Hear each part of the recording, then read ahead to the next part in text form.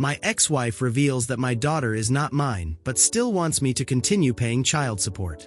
I laugh and tell her to find a lawyer as soon as possible. I'm in credit today because I have no words. My ex-wife, Jane, and I divorced 3 years ago.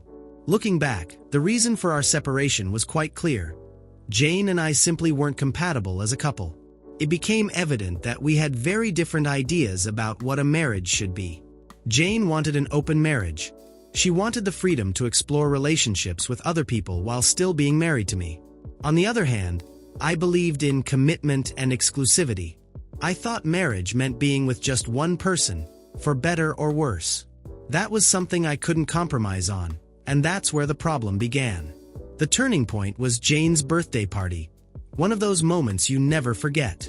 I expected us to celebrate her birthday together, but instead, I walked into a public ambush. Jane had invited some of her friends, who seemed to be there solely to pressure me into letting her sleep with other men. During the party, a few of them surrounded me and started lecturing me about how I was handling my marriage. They accused me of being controlling and sexist just because I didn't agree with Jane's desire to sleep with other men.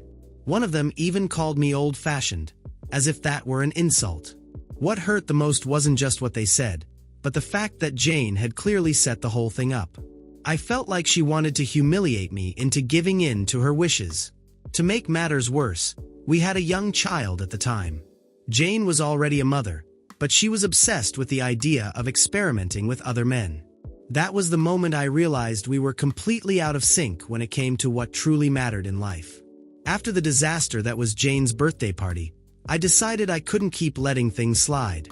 Later that night, I sat her down and made it clear that if she was so desperate for an open marriage, then it was time to give her one that was so open it would break, meaning a divorce.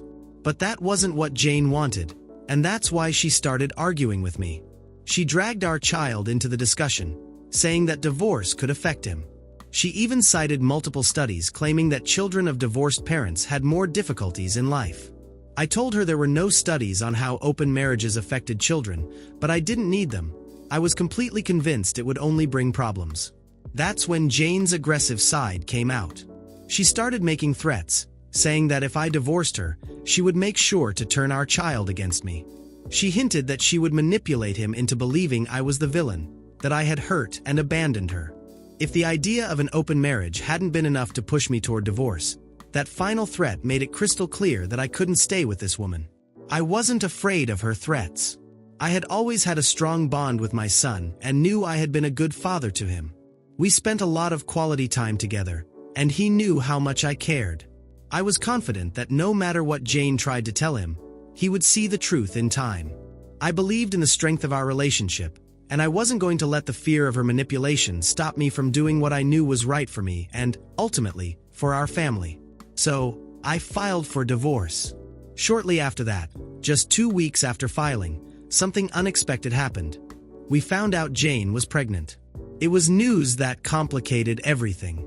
The thought had never even crossed my mind, but when I reflected on it, it made sense. Even though our relationship was crumbling, we still had occasional intimacy up until the big fight at her birthday party. I never doubted the baby was mine. It never even occurred to me to question it because, up until that point, Jane had only insisted on an open marriage. She had never raised any real red flags. She didn't hide her phone. There were no suspicious late-night outings. Nothing. Jane, on the other hand, was quick to reassure me that the baby was definitely mine. She almost seemed happy about the situation, thinking it would change everything and that I would withdraw the divorce. She acted as if this baby would magically fix our broken relationship, as if it would force me to stay with her. But I quickly made it clear that wasn't going to happen. I told her straight up that while I would always be a present father to my children and fulfill my responsibilities, including child support, I had absolutely no interest in staying married to her. Her pregnancy didn't change the course of the divorce. It would remain the same, because our relationship was already broken. Jane didn't take the divorce well at all. She caused several scenes and made things as difficult as possible during the first 3 months after our separation. While staying at her parents' house, she was incredibly hostile toward me and did everything she could to make things difficult, especially when it came to our son. She tried to keep me away from him, using every excuse possible to prevent me from seeing him. It was a tough time, but eventually, the courts intervened and formalized the custody arrangements. We were granted joint custody, which allowed me to spend as much time with my son as she did. Once the divorce was finalized, I was finally free from Jane. I felt like I could breathe again, focus on rebuilding my life, put more energy into my work, and find some normalcy. Meanwhile, Jane started dating a new man named Milo, while she was still pregnant with my son. On the day our baby was born, she refused to let me into the delivery room. Instead, Milo was the only person allowed at her side. I can't even begin to describe how much that hurt me. No matter what had happened between Jane and me, I still cared deeply about being there for such an important moment, but she completely shut the door on me. Anyway, after the baby was born, I followed the court orders and began paying child support for both my son and my new daughter. Despite everything, I was determined to provide for my children and be an active father in their lives. Meanwhile, Jane and Milo's relationship seemed to progress at a surprising speed. Just a few months after our divorce was finalized, they got married. I must admit I was surprised by how quickly everything happened, especially since Jane had just had a baby. But at the end of the day, it wasn't any of my business. For the past 2 years, Jane and I have maintained very limited communication. And honestly, that's been good for both of us. We only communicate through a co-parenting app, and even then, it's strictly to handle the logistical aspects of our parenting responsibilities. Outside of that, we basically stay out of each other's lives. I hired a nanny specifically to handle the drop-offs and pickups of our children when it's time for them to go to Jane's house or return to mine. The nanny takes care of that, and this way, I don't have to see Jane at all, which keeps things peaceful. One thing I should mention is that, through all of this, my son has repeatedly complained about how he and his younger sister are treated by Jane and her husband, Milo. He's told me that it feels like they favor his sister more than him. According to him, Jane and Milo go out of their way to give her better treatment. They buy her more expensive gifts, are more willing to cater to her requests, and are more attentive to her needs. Meanwhile, he feels like he's treated differently, as if he doesn't matter. On a few occasions, I've tried to address this issue with Jane. I approached her calmly, hoping she could improve the situation for our son, but whenever I brought it up, she would shut the conversation down. Either she would outright deny it or dismiss me, saying that I was overreacting and that our son was just thinking too much about things. Since I couldn't get through to her, I've been doing what I can to make up for it on my end. When my son is with me, I make an effort to be twice the father to him. I try not to make up for it with material things like expensive toys, but by being a present father. Some examples of this are that I set aside whole days to do his favorite activity or just spend time together. I make sure he knows that I love him and value him. I also make a point of not neglecting my daughter. After all, she's just a child and isn't to blame for any of this. But I do make an effort to compensate for what my son feels is lacking when he's at Jane's house. Now, what happened recently? Last week, I received a call from Jane. This is rare, as we almost never talk on the phone, let alone call each other directly. When I answered, she told me that her husband, Milo, had suffered a terrible car accident and had been rushed to the hospital. She asked if I could pick up the kids so she could focus on being there with him, and I immediately agreed. I quickly picked up the kids, and Jane headed straight to the hospital. A few hours later, we received the news that Milo had succumbed to his injuries and passed away. I offered my condolences and assured her that we would do everything we could for the children. This week, Jane contacted me again. She told me she wanted to talk. I assumed she was still grieving and might need some support with the kids. So, today, I went to her house with the little ones. They were excited to see their mother after spending the week with me. Our son, being older, understands what happened to Milo. Our daughter, on the other hand, is still too young to comprehend something like this. When we arrived, Jane warmly welcomed the kids. I could see how much she had missed them. Then, she asked me to step outside so we could talk privately while the kids stayed inside playing. When I stepped out onto the porch, I noticed that Jane seemed different, nervous, almost hesitant. She was pacing back and forth, as if she didn't know how to begin. Finally, she took a deep breath and started talking. She told me she had something important to share, something she had kept hidden for a long time. She described it as a secret that had been weighing on her. I stayed silent as she continued talking about how she wished she had told me this sooner, saying that she felt even more guilty after Milo's death. She explained that the weight of this secret had always suffocated her, and that she couldn't keep living with it. I was starting to get a little tired of waiting, so I asked directly what she was trying to say. That's when she confessed, "I wasn't the biological father of my daughter." I was still processing the information, but she didn't stop there. Jane went on to explain that Milo wasn't some stranger she met after our divorce, as I had believed. Instead, she admitted that she had been having an affair with him for a long time. She confessed that she had kept it hidden because she didn't want me to divorce her. Jane told me that, at the time, she didn't have the courage to leave me. She said she was more focused on the stability I provided her, which is why she wanted an open marriage, to have the best of both worlds. However, when I finally divorced her, she saw no reason to keep what she had with Milo a secret anymore. That's why they got together so quickly after our separation. Jane then revealed the part that hurt me the most. She told me that when she found out she was pregnant, she knew there was a 50% chance the baby wouldn't be mine. Even so, she prayed that the child would be mine so she could get child support from me. She held on to that hope because it was easier than facing the reality of her actions. After our daughter was born, Jane said that at first, she didn't doubt for a moment that I was the father. But as the girl grew, she started noticing certain traits and characteristics very similar to Milo's. These similarities haunted her until she couldn't ignore them any longer. Eventually, she and Milo decided to do a DNA test behind my back. When the results came in, they confirmed what she feared but kept hidden. My daughter wasn't biologically mine. She was, in fact, Milo's daughter. 4 years, I embraced my daughter, comforted her, nurtured her, and put my heart into being the best father I could be. And now, Jane was telling me that she wasn't even my biological daughter. But it wasn't just about biology. 4 years, I paid child support, thinking I was fulfilling my duty as a father. I supported Jane and Milo's household without knowing that I was financing the same relationship that had betrayed me. And now, after everything, this is how I was finding out. Jane continued speaking as if she were trying to justify her actions.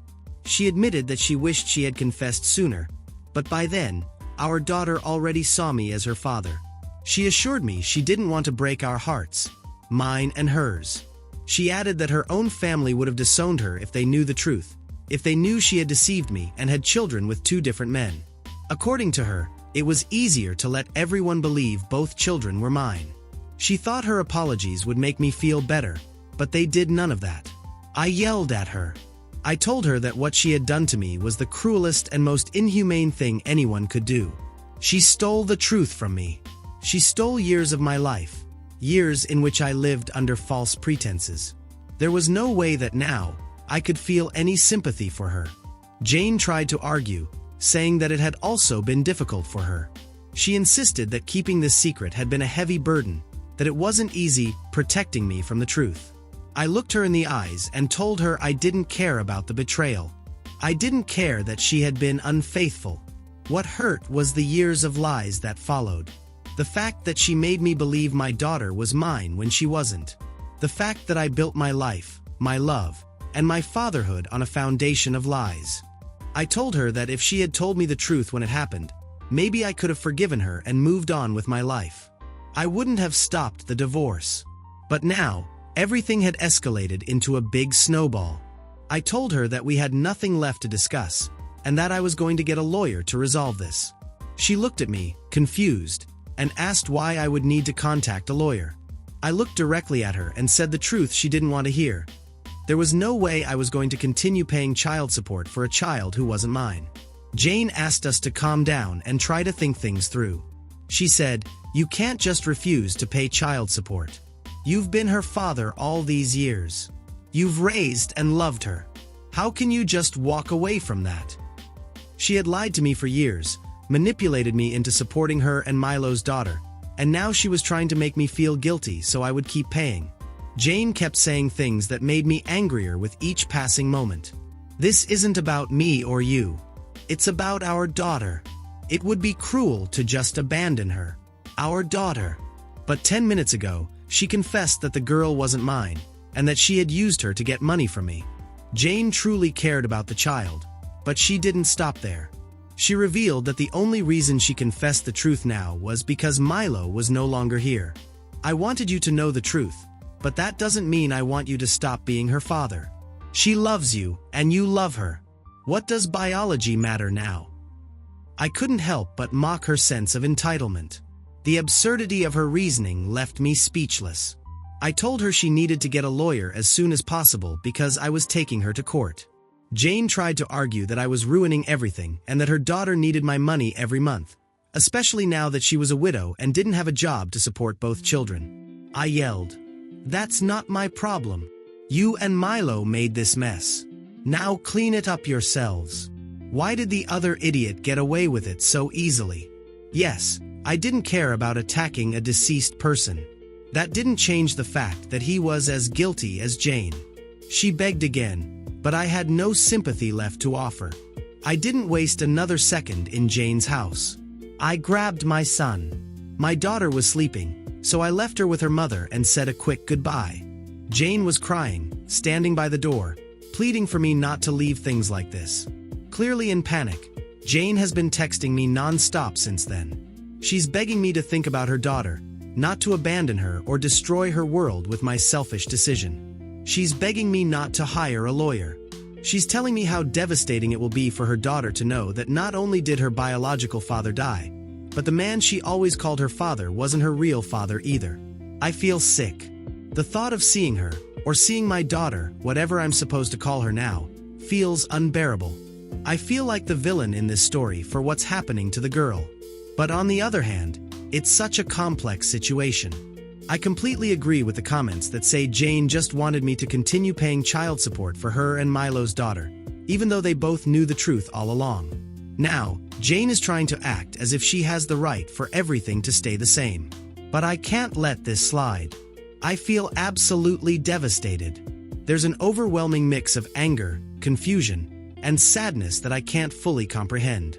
I know some people might call me an idiot for not accepting Jane's daughter as mine after everything I've done. The truth is, I feel completely deceived. 4 years, I raised her, took care of her, gave her everything she could want. I loved her as my own daughter. And now, to find out she isn't even mine? As if I've been living a lie all this time? I feel like a fool. I feel betrayed. Like everything I thought was real has crumbled. How can I just act like nothing happened? How am I supposed to look at her and keep pretending I'm her father?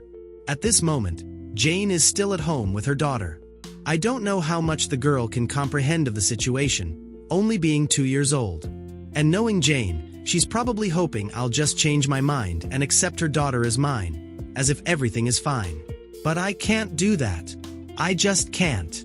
I feel terrible, and honestly, I hate the situation I'm in.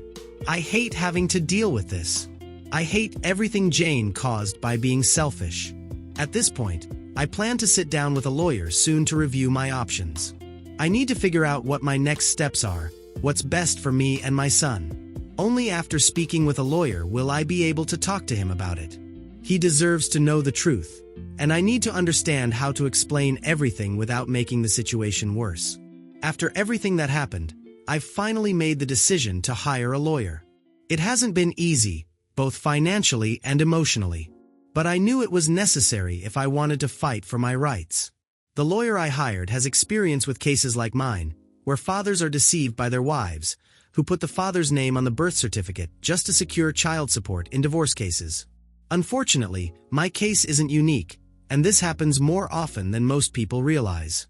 It's truly heartbreaking to know that someone would go this far to manipulate another person, especially when children are involved. My lawyer explained that, since I had already filed for divorce when my ex-wife got pregnant, there was a good chance I would win this case.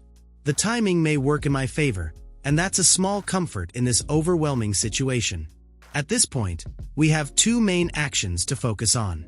First, we'll file a motion to have my name removed from the birth certificate. It's a complicated process, but I'm hopeful it can be done.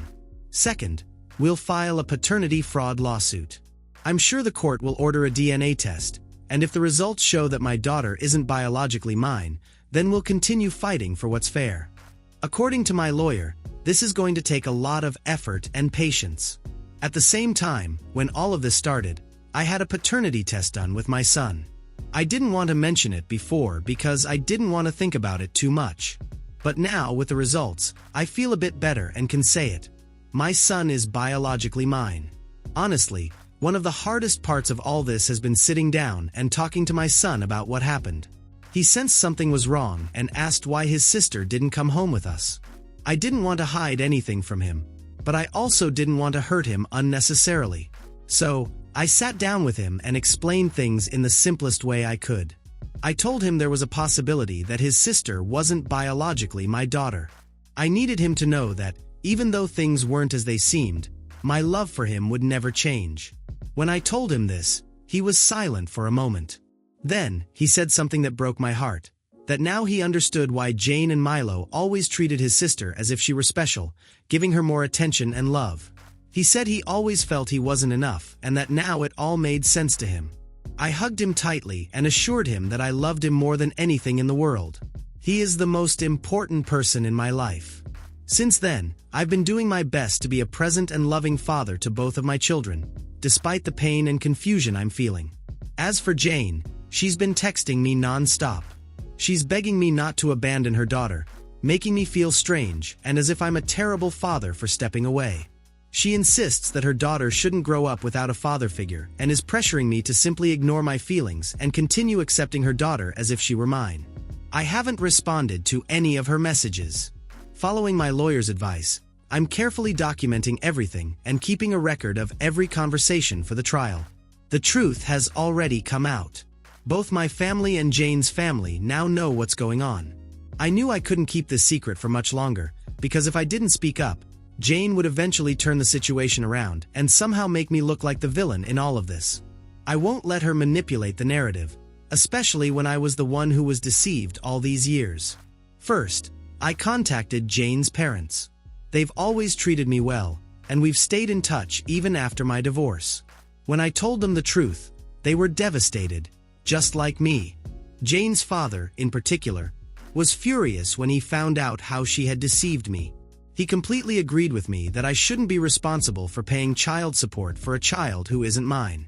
I felt a little relief, at least, knowing that someone from her family understands how wrong this situation is and supports me. On the other hand, my own parents have a very different perspective. My mother is pressuring me to accept Jane's daughter as mine. She compares the situation to adoption and says I should think of the girl as an adopted child. She argues that, since I already had a paternal role in her life, I should continue to be part of her family. But the thing is, in adoption, you know exactly what you're getting into. In my case, I was deceived. I was made to believe that Jane's daughter was my biological child. I spent years raising and supporting her, believing that. Now discovering that she isn't my daughter makes me feel an enormous sense of betrayal. Not only for me but also for my son. This is not the same as adopting a child. I understand that my mother doesn't want to see a child hurt or rejected, but from now on, I also need to think about what is best for me and my son. For now, the legal process is proceeding as expected, and I just have to sit and wait. Don't expect updates on my case until then. First, I want to start by talking about my daughter. I still call her that because I think it's easier for everyone to understand. When I receive comments saying I should continue being her father because it would be too hard for her, I want to respond, but I feel like I always have to say the same thing. So, I think it's better to give a general response about what I think and the conclusion I've come to. The fact of seeing her at this moment still stirs up many conflicting feelings in me, which makes this decision very difficult. My decision is not to be the father of this girl for several reasons. To begin with, she's only 2 years old. From what I've researched, it's unlikely that she'll remember me, as it's very difficult to have memories from that age. No matter how painful it is, this is the best time to cut the ties, because sooner or later, she'll forget me, just like a child forgets a toy. But there are more reasons for this decision. Jane will always have the card that I'm not the biological father, which, according to my lawyer, would put me at a disadvantage in the future. She could use this to take custody of her whenever she wanted, and I'd have to fight in court for years to see her. If, tomorrow, Jane meets another man and wants full custody or to take her away, there wouldn't be much I could do. Any other scenario, like adoption, would be equally difficult for everyone. Her mother has been extremely complicated all this time, and I don't want to involve more children in that dynamic. So, I believe cutting the ties now is the best solution for everyone, except for my ex, who would like to continue receiving my money. I've been reading comments trying to paint me as the villain, just like my ex did. But I wonder, why don't these people accuse the real villain of the story, who is my ex? She caused all of this for her own selfish reasons, while I'm here trying to find the least painful solution for everyone. It's not ideal, but I don't think there's a better alternative. These comments, by the way, remind me of my ex's friends, who wanted me to accept an open marriage without caring about what I wanted. Now, talking about the legal processes, both ended favorably for me. I managed to remove my name from the birth certificate and also won the case against my ex for paternity fraud. This means she had to pay me an amount that I prefer not to reveal for her little pious lie, as some have called it. And for those who are concerned, no, she won't be left without money in the short term. She still receives child support from me for our son and also life insurance from her late ex-husband. Now we continue with our arrangement. A nanny picks up my son at her house and brings him back. At this point, I prefer to have even less contact with my ex than absolutely necessary.